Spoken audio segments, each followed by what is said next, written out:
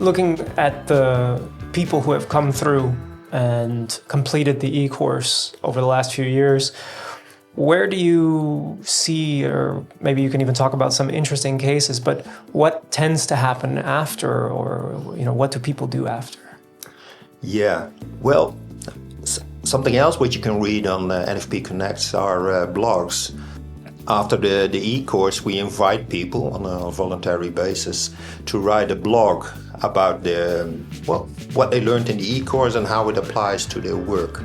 And people make really nice personal stories about, for example, the difference between going to a supermarket or a street market. Mm-hmm. How their relation with food and food habits, how it changes.